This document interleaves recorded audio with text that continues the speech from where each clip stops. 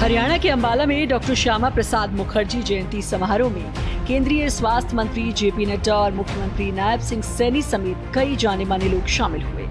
नई दिल्ली से शताब्दी एक्सप्रेस के जरिए अंबाला छावनी रेलवे स्टेशन पहुंचे केंद्रीय स्वास्थ्य मंत्री जेपी नड्डा का मुख्यमंत्री नायब सिंह सैनी ने बुके भेंट कर गर्मजोशी से स्वागत किया।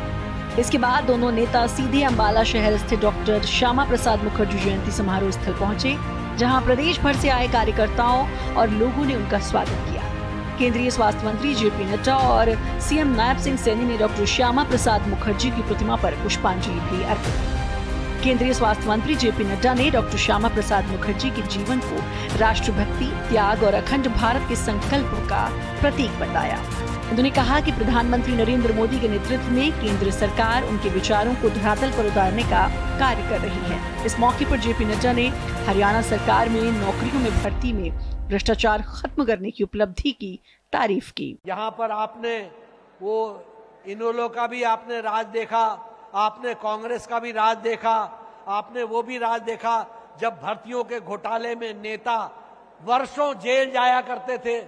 लेकिन जब से हमारी सरकार आई है, पहले मनोहर लाल जी की और अब नायब सिंह सैनी जी की, न खर्ची न पर्ची, और उसके बावजूद लगभग 35,000 लोगों को सी ग्रेड में नौकरियां दी गई हैं और उस तरीके से आगे बढ़ाने का काम हुआ है। केंद्रीय स्वास्थ्य मंत्री जेपी नड्डा ने हरियाणा सरकार की दीनदयाल लाडो लक्ष्मी योजना की भी तारीफ की। जेपी नड्डा ने हर घर हर गृहिणी गैस सिलेंडर योजना को भी महिलाओं की भलाई की सफल योजना बताया। केंद्रीय स्वास्थ्य मंत्री जेपी नड्डा ने रेवाड़ी में एम्स बनाए जाने के बारे में भी बताया। साथ ही झज्जर में देश के सबसे बड़े कैंसर सेंटर को भी हरियाणा की बेहतरीन स्वास्थ्य सुविधा के रूप में बताया। दीनदयाल लाडो लक्ष्मी योजना में 2100 रुपए जो हर एक एलिजिबल विमेन को दिया जा रहा है, उसको आगे बढ़ाया जा रहा है। एलपीजी गैस सिलेक्शन हर घर हर गृहिणी की योजना के तहत उसको भी दिया जा रहा है। और बतौर स्वास्थ्य मंत्री मुझे खुशी है ये बताते हुए कि छोटा सा प्रदेश हरियाणा, इसको भी मोदी जी ने एक all India institute of medical sciences Rewari में 1100 करोड़ रुपए की लागत से वह भी बन रहा है और बहुत जल्दी बनेगा। और सबसे बड़ी बात कि देश का सबसे बड़ा कैंसर सेंटर एम्स का। इस मौके पर हरियाणा के मुख्यमंत्री नायब सिंह सैनी ने श्यामा प्रसाद मुखर्जी को देश का ऐसा महान सपूत बताया जिन्होंने अपना पूरा जीवन राष्ट्र की एकता और अखंडता को समर्पित किया। नायब सिंह सैनी ने श्यामा प्रसाद मुखर्जी के संदेश को जन जन तक पहुंचाने की जरूरत बताई।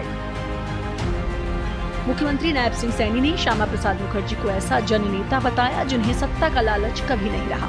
उन्होंने श्यामा प्रसाद मुखर्जी के बारे में जनसंघ की स्थापना करने को भी भारतीय राजनीति का अहम कदम बताया। मुख्यमंत्री नायब सिंह सैनी ने अंबाला में शहीदी स्मारक में बने साइंस सेंटर का नाम बदलकर doctor Shyama Prasad Mukherjee science centre करने का भी ऐलान किया।